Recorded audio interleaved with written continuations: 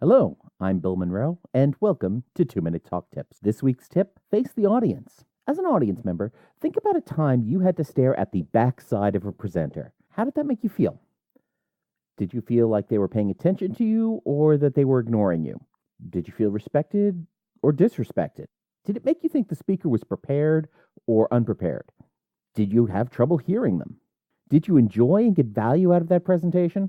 In many cases, a presentation where the speaker does not face the audience is not an effective presentation. Here are some ways to avoid doing that when you're the speaker. First, don't look at the screen that's behind you, look at the screen that's in front of you. That means that if you were using a laptop to run a PowerPoint slideshow, that laptop screen should face you, so that you can take a glance at the screen while you are still facing the audience. Alternatively, you can use a confidence monitor. A confidence monitor is simply a separate monitor that's usually set up at the foot of the stage down at the floor level, and it allows you to see the same thing that might be projected or presented on the giant displays behind you. The second way to avoid turning your back is don't read your slides. Generally, you shouldn't be reading your slides to the audience anyway. Ways you can do that include making your slides less wordy and knowing them well enough so that with a simple glance at the monitor in front of you, you know what's on the screen behind you. If you have a particular quote you want your audience to see word for word and you put that up on the screen behind you, memorize it. It will be much more impressive and you don't need to turn your back on the audience. This doesn't mean you never turn around and face the screens. Sometimes you might want to turn around specifically for dramatic purposes, or to cross the stage, or to assess a technical issue. But make sure that if you are turning away from the audience, it is rare and it is deliberate. The vast majority of your time, face your audience and just blow them away. Stick around, and after the break, we're going to talk about the exciting world of post-event reporting.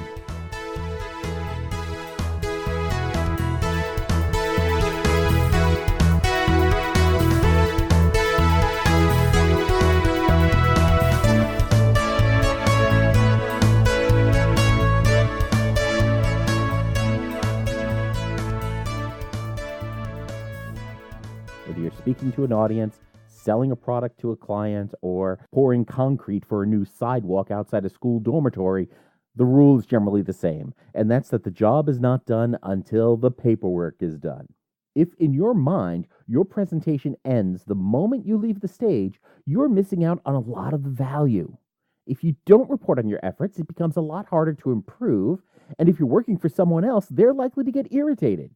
Reporting on an event is how you capture and explain the value of that event and is a key step in making the next event even better. So this week, I'm going to talk about post-presentation reporting in 4 areas. First, why you should report on an event. Second, when you should compile the data for that report. Third, how you can compile a rich report. And fourth, what information should actually go into that report. So first of all, why should you report on an event? The event's done already, isn't it? Of course, I've already touched on some of the reasons why you should be reporting on an event. The first is to report that it did, in fact, happen. In many organizations, if there's no report of an event, it's hard to believe it happened. Folks who weren't there may still need to know what happened for accountability reasons, or just to understand the business results of that event. They'll want to know how many people participated and how well it went. If that event went well, the report gives you an opportunity to share kudos with other members of your team and even to promote your own work a bit. And when it comes time to prepare your performance review down the road, you can even go back and look at earlier event reports from events you may have done 8, 9, 10 months ago to include details that you might have otherwise forgotten. There's also the important element of institutional memory. I've been a part of many groups that have participated in annual or semi-annual training programs. When the 2017 event comes up, one of the first things many folks want to do is ask, well, what did we do in 2016 and 2015? Did that work? Did it not work? Is there something we should be doing differently or something we should be doing the same? As organizations grow and people move around, it's easy to lose that institutional memory. It's easy to have people who are involved in an event move to a different part of the organization or out of the organization altogether. So you can't just rely on people's memories.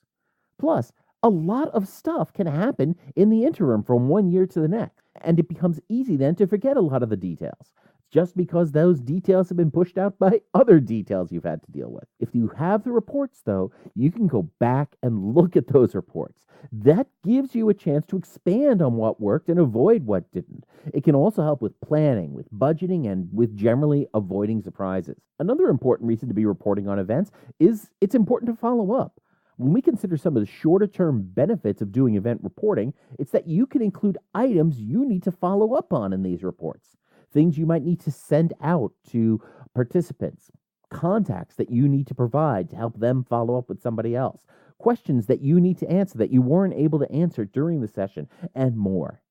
This makes your reports not only reference material, but also actionable documents, and it makes it easier for you to keep track of the commitments you make while you're speaking. And without a report, it's very easy to forget a bunch of those.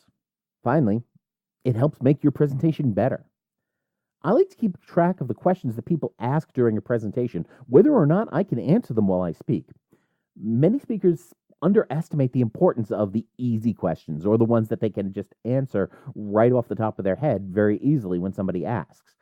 Those questions, though, are the ones that the audience had. They were important to the audience. And if the audience had those questions and asked them, then that tells you that you did not effectively convey that information as part of your planned talk. When you keep a record of all these questions, you can identify patterns in them. And when the same question comes up in multiple talks and presentations, that tells you that you need to change your material and you need to change your talk so that you can address that question before the audience asks it. Recurring questions point to a hole in your content, and you won't see those holes, especially the easy ones, if you don't keep track of them. So there are lots of great reasons to be compiling post-event reports. Well, that brings us to the next question, which is, when should you compile your reports? And the answer is immediately or as soon as possible. In a previous life, when I was working with Toshiba, we had a lot of really cool, exciting computers, and we had a bunch more mainstream, standard, average feature set computers. Retail salespeople would often ask in training sessions why they don't get a wider variety and greater volume of the higher end stuff in their store, because they are sure that they can sell a ton of them. When I would dig deeper, though, it would almost always be the case that they sold one or two of the fancy machines every couple of weeks, but they sold multiple mainstream devices every day. They remembered the customers who bought the fancy stuff because it was a bigger sale. It was more fun. They forgot all of the more boring, predictable machines they sold during the day. Those stories just didn't stick with them. Those boring machines, though, made up the bulk of the business. That was the mainstream product that most of their customers needed. They wouldn't be able to sell a lot of the high-end stuff. It just seemed that way because those things were more memorable. The point of this story is that the mainstream or mundane details just don't stick in our minds for very long. The basics that make up a solid business get boring, and we easily remember only the highlights. And it's the same way with reporting on a presentation. You'll easily remember the time the computer fell off the table, or somebody tripped on the monitor cord, or somebody told you how awesome your session was and how it changed their life, or that time someone in the audience was a bit of a jerk. You forget the stuff that goes just well. The innocuous comments, the basic questions, the general details that tie that event to a time and a place. And the longer you wait to do your reports, the less detailed and nuanced they'll be, and the less valuable they'll be. Your report is not going to get any better if you sit on it, so do it as soon as you can. At the very least, scribble down as many notes as you can as quickly as you can after your event. You can make them more pretty later, you can make them more formal later, but time is your enemy in capturing the details of what just happened. As best practice, I recommend trying to write your report within about 3 to 4 hours of your event.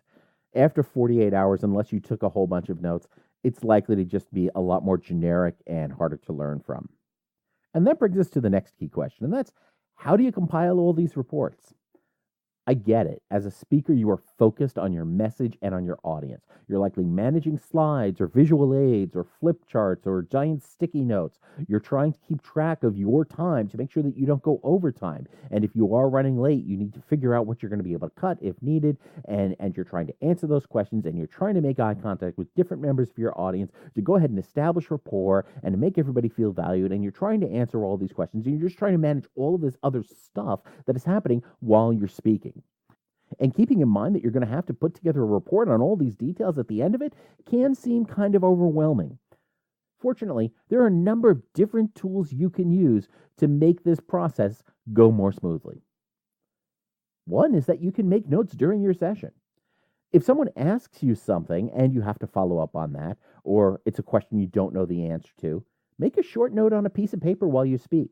Or if you're using PowerPoint on a pen-enabled computing device, you can go ahead and make a note directly on the slide, or on a whiteboard, or on a flip chart. Just a few words may be all you need to expand on that later on when you do your report and do your full-on follow-ups. Another strategy you can use when you're preparing your report is to go ahead and review your slides. When you prepare your reports, go through those slides again. This will put you in the mindset of the session. Instead of asking, what comments did people have during my presentation, you can simply ask yourself, what topics came up while this slide was on the screen? It gives you more context for the discussion, and it breaks a larger presentation into much smaller and more manageable chunks. It's a visual and an intellectual cue that will help you remember the details that you want to include in that report. Another one of my favorite tactics that just keeps on giving is to repeat the question. I've talked in the past about repeating the question when someone in the audience asks you a question. You want to generally repeat it so that you make sure you understand it, so that everyone in your audience hears that question, and so that the audience member who asked that question feels heard and respected. The other advantage of repeating the question, though, is that it makes it easier for you to remember that someone asked that question. Because not only did you hear the person ask it, you processed it in your brain and repeated it back using different parts of your brain. And then you hear it again as you speak it. Repeating the question then helps it stick in your mind when it comes to your reporting. Another one of those tips that keeps on giving is to listen to your recording. If you recorded your session, which is often a good thing to do, you can go ahead and play it back while you prepare your reports. You'll hear the questions that you repeated, even if your recording device doesn't pick up the audience member who asked that question. You may also hear some audience reaction.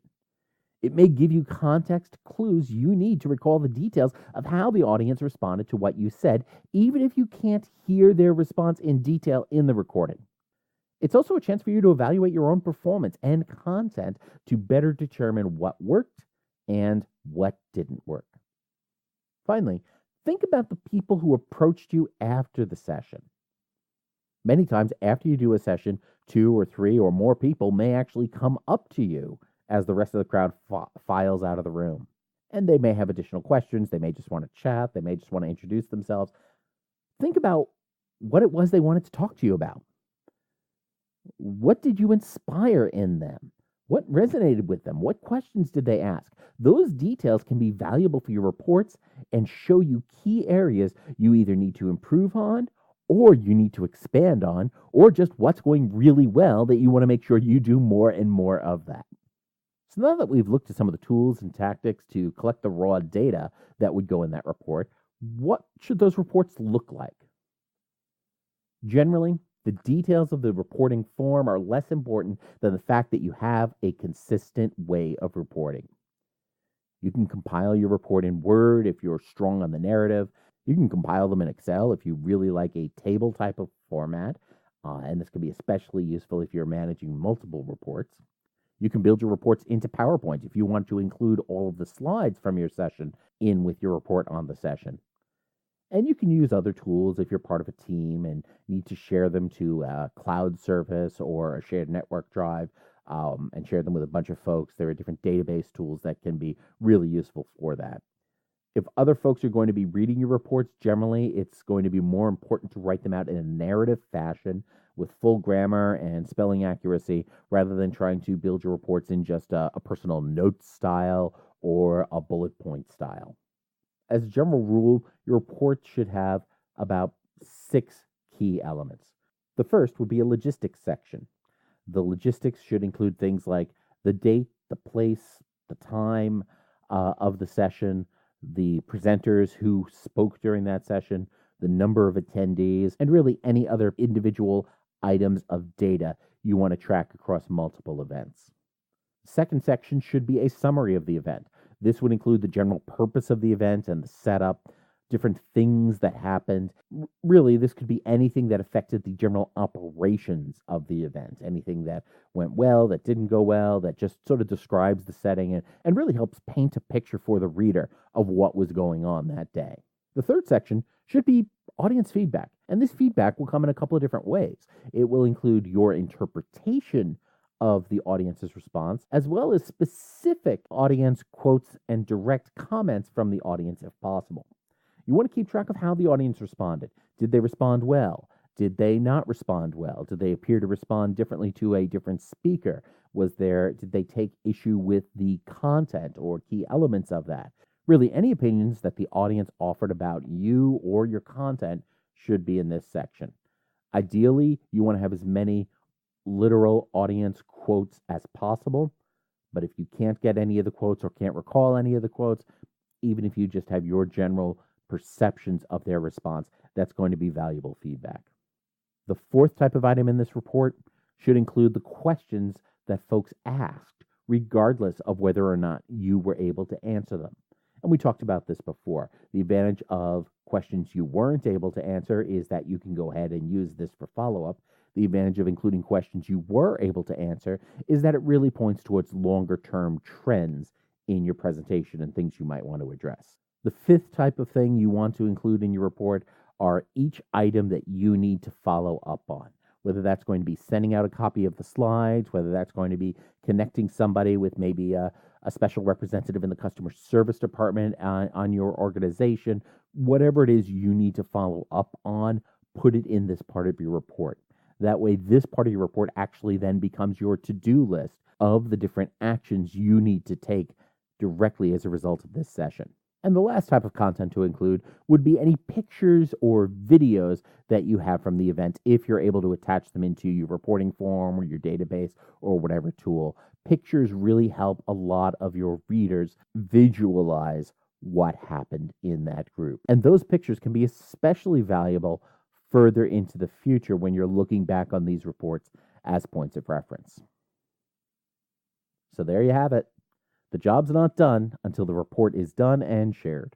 We've talked about why you should be reporting on your presentation, when you should collect that data, how you should collect it, and finally, the details of what should go into that report. So how do you compile reports on your presentations? What best practices have you established when it comes to reporting after a session? Let us know in the comments for episode 15 at 2minutetalktips.com. If you enjoyed this episode of 2 Minute Talk Tips, please subscribe to us in iTunes, in Google Play Music, or in your favorite podcast app. And be sure to tell a friend. Until next week, face your audience, keep building those reports, and don't get best, get better.